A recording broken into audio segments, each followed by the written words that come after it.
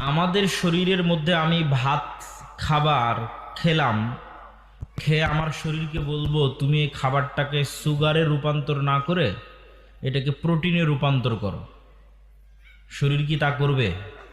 তা করবে না। কেননা শরীর আমার কথা শুনবে না। ওকে যেভাবে সেট আপ করা আছে ও সেভাবে কাজ করবে। এবং আপনি আশ্চর্য হবেন, যে কোনো অভিজ্ঞ ডাক্তারকেও যদি জিজ্ঞেস করেন যে আমাদের ব্রেন এটা বুঝতে পারে কিনা যে আমি ভাত খাচ্ছি না বিরিয়ানি খাচ্ছি না পাউরুটি খাচ্ছি, এটা ব্রেন বুঝতে পারে না। ব্রেন বুঝতে পারে যে আমি সুগার খাচ্ছি না প্রোটিন খাচ্ছি না ভিটামিন খাচ্ছি না কি খাচ্ছি, জাস্ট এই জিনিসটা সে বুঝতে পারে। দেখা যাচ্ছে প্রত্যেক যেই জিনিস থেকে ভিটামিন বি আসতে পারে বা ভিটামিন ডি আসতে পারে সেটাকে সে ভিটামিন হিসেবে গণ্য করে। কিন্তু সে ভিটামিন ডিটা আমি সূর্যের তাপ থেকে নিলাম না মুরগির ডিম থেকে নিলাম, এই পার্থক্যটা ব্রেন করতে পারে না।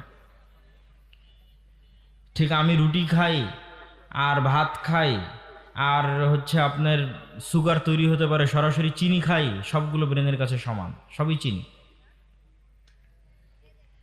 এবং যখন চিনি শক্তি উৎপাদন করে এবং প্রচুর পরিমাণে কার্যক্রম পরিচালনা করলে সেই শক্তিটা শরীরের কাজে লাগে। এই শক্তিটাকে আবার বিজ্ঞানের ভাষায় বলে ক্যালোরি। একটা মানুষ যদি সারাদিন কোনো কাজ না করে এমনি বাড়িতে বসে থাকে তাহলে ওর 1700 থেকে 1800 ক্যালোরি খরচ হবে শুধু আর এই ফুসফুস লাঞ্চ হার্ট এগুলো পাম্প করতে, ব্রেন চলতে, এমনকি ঘুমিয়ে থাকলেও ক্যালোরি খরচ হবে, শক্তি ক্ষয় হবে।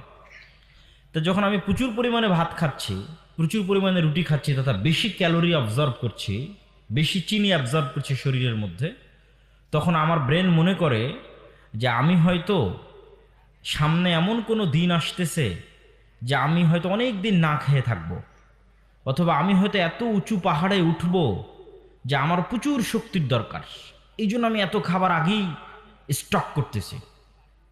কেন প্রয়োজনের অতিরিক্ত শক্তি শরীরে ঢুকতেছে, ক্যালোরি শক্তি শরীরে ঢুকতেছে, তখন ব্রেন সেগুলোকে জমা করে। জমা করলেই তখন আমরা বুঝতে পারি যে আমাদের ভুঁড়ি হচ্ছে অথবা আমার স্বাস্থ্য বেড়ে যাচ্ছে, এটা ব্রেন জমা করে। ব্রেন তো আর জানে না যে আপনি খেতেই আছেন, এটা আসলে শেষ হবে না।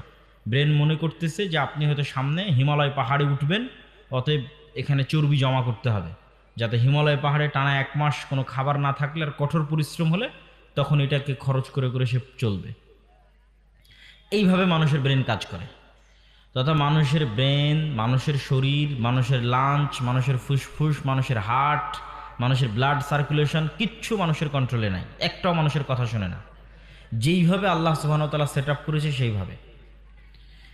এবং বিজ্ঞানীরাও যে আজকের চিকিৎসা